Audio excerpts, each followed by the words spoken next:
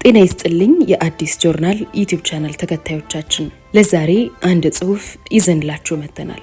ላይክ፣ ሰብስክራይብ፣ ሼር በማድረግ ሀሳባችሁን ደግሞ ኮሜንት ላይ በማስፈር አብራችሁን ሁኑ።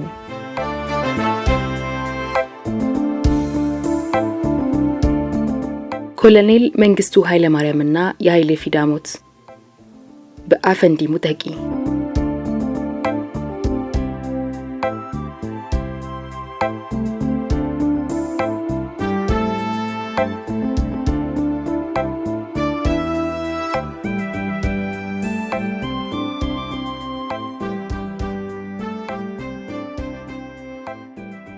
ኮሎኔል መንግስቱ ኃይለማርያም ኃይሌ ፊዳ የተገደለው በገበሬዎች ነው ባይ ናቸው።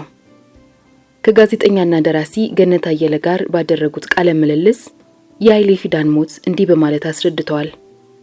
ገነት ኃይሌ ፊዳስ በነሐሴ 1970 ተይዞ ከአንድ ዓመት በኋላ ነገር ከበረደ ሁሉ ነገር ከተረጋጋ በኋላ ነው የተገደለው። በዚያን ጊዜ የኃይሌ ፊዳ በሕይወት መኖር መንግስትን ያሰጋ ነበር። መንግስቱ መቼ ነው የሞተው ኃይሌ ፊዳ? ገነት በሐምሌ 1971 ነው። መንግስቱ ማን የገደለው? ገነት እኔ ምን አውቃለሁ። አስክሬኑ ከቀድሞ የራስ አስራት ካሳ ግቢ ነው ተቆፍሮ የወጣው፣ እዚያ ነው የተገኘው። መንግስቱ ኃይሌ? ገነት አዎን ኃይሌ ፊዳ። መንግስቱ እዚያ ምን ሲሰራ? ገነት እዚያ ነው አስክሬኑ የተገኘው። መንግስቱ እኔ አላውቅም። ገነት መሞቱንም አያውቁም? እርሱንም ከዚህ ከመጡ በኋላ ነው የሰሙት? መንግስቱ መኢሶኖች እኮ ጥለውን ሄደዋል።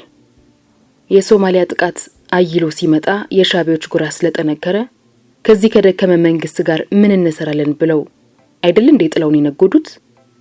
በእነሱ ሐሳብ እኛ በመዳከማችን ወደፊት ከኛ ጋር መቀጠል የስልጣን ጥማታቸውን የሚያረኩበት መንገድ ስለማይኖር ልዩ ልዩ ምክንያት ሲያቀርቡ ቆይተው በመጨረሻ ፈርጥጠዋል። በዚያን ጊዜ እነ መስፍን ካሱ ወደ ሲዳሞ እና ኃይሌ ፊዳ ወደ ወለጋ ሲሄዱ አግኝቶ ገበሬን የከሰከሳቸው። ገነት እዚያ ነው የተገደሉት? መንግስቱ በሙሉ። ከገነት አየለ አንበሴ የሌተናንት ኮሎኔል መንግስቱ ኃይለማርያም ትዝታዎች 1984 ከገጽ 207 እስከ 208 ያለው ነው። ሊቀመንበር መንግስቱ የኃይሌ ፊዳን መሞት ሰው ነው የነገረኝ ነው የሚሉት።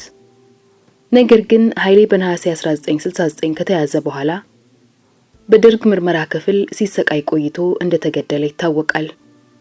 ለዚህ ማስረጃ የሆነውና ኃይሌ ከመሞቱ በፊት የሰጠው ባለ 36 ገጽ የምርመራ ቃል በልዩ ልዩ መንገዶች ታትሞ አንብበነዋል። ከኃይሌ ጋር በአንድ ክፍል ታስሮ የነበሩት ጓደኞቹም ኃይሌ በዚያ ወር እንደተገደለ ተናግረዋል። የደርግ የቅርብ ሰው የነበሩት አቶ ገስት ተጫኔ ወይንም ዘነበ ፈለቀ ነበር በሚል ርዕስ በጻፉት ባለ 2 ቅጽ መጽሐፍ የምርመራ ቃሉን ከማተማቸውም በላይ ኃይሌ ከሱሉልታ ኬላ ተይዞ ወደ ደርግ ጽሕፈት ቤት በመጣበት ወቅት በብሔራዊ ቤተ መንግስት እንዳዩት መስክረዋል። በዚህ መሰረት ሊቀመንበር መንግስቱ ኃይሌን በርግጥ ገድለውታል ወይ የሚለው ጥያቄ ለአሁኑ ዘመን አይሰራም።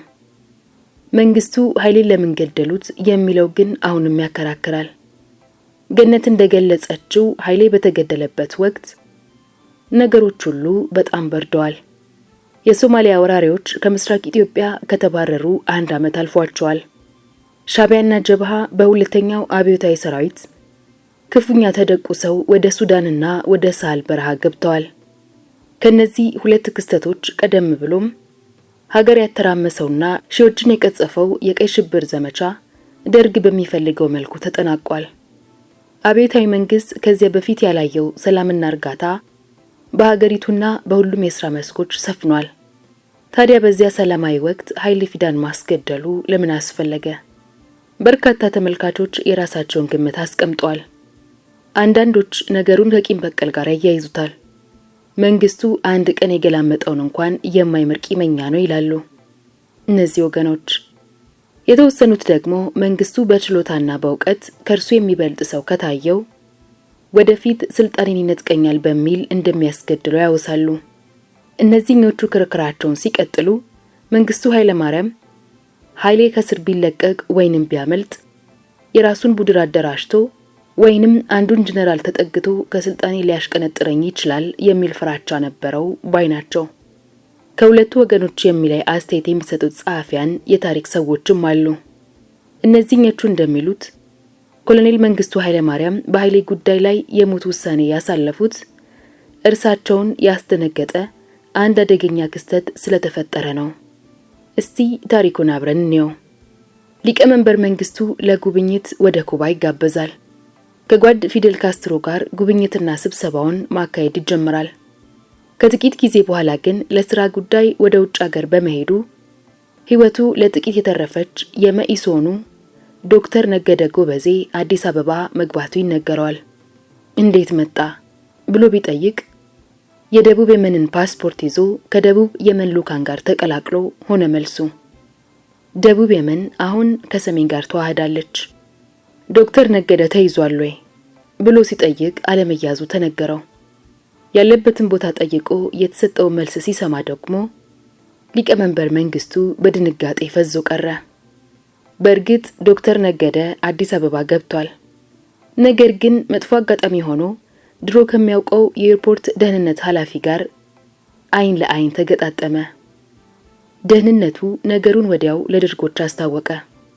ደርጎችም ነገደ ጎበዜን ለመያዝ ተንቀሳቀሱ። ሆኖም ዶክተሩ ኩባ ኤምባሲ ገብቶ ተደበቀ።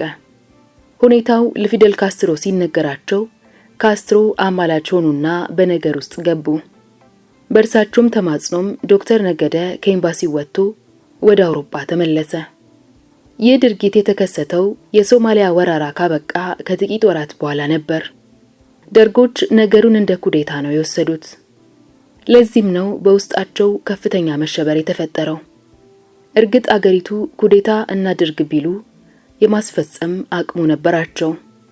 በወቅቱ የሶማሊያን ወረራ ለመቀልበስ በተደረገው ዘመቻ አብዮታዊ አጋር ሆኖ የመጣው የኩባ 20,000 ሜካናይዝድ ጦርና የየመን 2,000 መድፈኛ ጦር ኢትዮጵያ ውስጥ ስለነበሩ እነሱን ይዘው አንድ ነገር ማድረግ ይችሉ ነበር ተብሎ ይገመታል። የዘመኑ ሀያል ሶሻሊስት ሀገር የሆነችውን የሶቪየት ህብረትም ለእርዳታ ቢጠሯት በእጄ ከማለት የምትመለስ አይሆንም። ከመንግስቱ ይልቅ ኩባና ደቡብ የመን ይበልጡባታልና። ሆኖም የዶክተር ነገደን መምጣት ብቻ በማየት ኩዴታ ተጠንስሷል ለማለት ይከብዳል። ሊቀመንበር መንግስቱ በዚህ መረጃ ላይ በመመርኮዝ ኩዴታ እንደታቀደባቸው አሰመሩበት። ሀገራቱ ፈጸሙ ይላሉት በደል ደግሞ ቀጥተኛ ምላሽ መስጠት ከበዳቸው። ምክንያቱም የክፉ ቀን ወዳጆች ናቸውና። በሌላ በኩል ግን ሊቀመንበሩ ቁጭታቸውን መዋጥ አቃታቸው። ለምን ቢባል እንኳንስ እንዲህ አይነቱ ምልክት አግኝተው ይቅርና በጥርጣሬ ብቻ ብዙዎችን ቀስፏልና።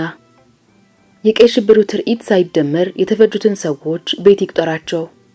ሌተናንት ኮሎኔል አጥናፉ አባተን ለሀገራችን ሶሻሊዝም አይጠቅማትም፣ እንደ ዩጎዝላቪያ የቅይጥ ኢኮኖሚ መርህ መከተል አለብን በማለታቸው ብቻ አስገድለዋቸዋል። ለኤርትራ ጥያቄ ሰላማዊ መፍትሄ ያስፈልጋል ያሉ በርካታ ጓዶቻቸውን ረሽነዋል። አቡነ ቴዎፍሎስ፣ ቄስ ጉዲና ቱምሳና ሼህ ሰይድ ቡደላ፣ የአብሬት ሼህ የመሳሰሉት የሃይማኖት አባቶችም ያለ አንዳች ምክንያት ተገድለዋል። ከዚህ አንጻርም ለዶክተር ነገደ ጎበዜ ድፍረት የሚሰጡት ቅጣት ከፍተኛ ይሆናል ማለት ነው። ግን ዶክተር ነገደ አልተያዘም። ስለዚህ ቁጭቱ በምን ይውጣላቸው? እንግዲህ በአንዳንዶች እምነት ዶክተር ኃይሌ ፊዳ የተገደለው በዚህ እርግጠኝነቱ ባልታወቀ የዶክተር ነገደ ጎበዜ ኩዴታ ጦስ ነው። ኩባና የመንን መቀበል ሲያቅታቸው ቁጭታቸውን በግቢያቸው ባጎሩት እስረኛ ላይ ተወጡ። ኃይሌን በአንድ ቀዝቃዛ ምሽት አሰናበቱት። በቅርብ ጊዜ የተገኙ መረጃዎች ግን ከላይ የቀረበውን ታሪክ ዋጋ ቢስ ያደርጉታል። እነዚህ መረጃዎች እንደሚሉት ዶክተር ነገደ ጎበዜ ወደ ኢትዮጵያ ተመልሰው የመጡት በሊቀመንበር መንግስቱ እውቅና ነው።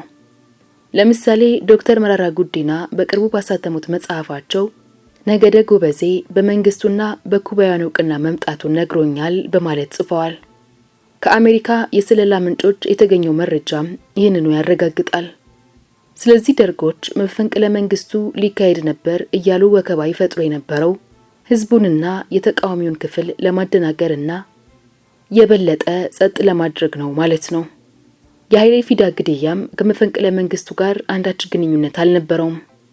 በአንጻሩ ደግሞ ኃይሌ ፊዳ የተገደለበት ሐምሌ 1971 በውል ሊመረመር የሚገባው የታሪክ ዕውቀት ሆኖ ሳለ ምሁራን በጥልቀት ሳያስሱት መቅረታቸው ይገርማል። ይህ ወር መንግስቱ ከቀይ ሽብርና ነጭ ሽብር የተረፉ በርካታ ተቃዋሚዎቹን፣ አማካሪዎቹንና ታዋቂ ግለሰቦችን በድብቅ የገደለበት ጊዜ ነበር። እና አቡነ ቴዎፍሎስን ጨምሮ የኢሃፓው ብርሃነ መስቀል ረዳ፣ የመኢሶኖች ከበደ መንገሻ፣ ንግስት አዳነ፣ ደስታ ታደሰ፣ መስፍን ካሱ ወዘተ በዚሁ ጊዜ ነበር የተገደሉት። የማዕከል ጥያቄ ደርጎችን ያናቆረው በዚህ ጊዜ ነበር። ኢማሌድህ የሚባለውን የማርክሲስቶችን ህብረት ከመሰረቱት 5 ድርጅቶች አብዮታዊ ሰደድ፣ መኢሶን፣ ወዝሊግ፣ ኢጫትና ማሌሪድ መካከል መንግስቱ ከሚመሩት ሰደድ ጋር በመድረኩ ላይ የቀረው የማሌሪድ መሪ ተስፋዬ መኮንን የታሰረውና የማሌሪድ ግባተ ሞትም የተፈጸመው በዚሁ ወር ነው። ስለዚህ ያ ታሪካዊ ወቅት የምሁራን እይታ ሊያርፍበት ይገባል። ለዛሬ አበቃን።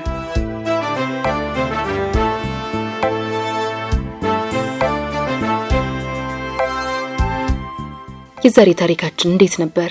ከወደዳችሁት ላይክ አድርጉ። ሐሳባችሁን ኮሜንት ላይ አስቀምጡልን። ሰብስክራይብ ማድረጋችሁንም እንዳትረሱ።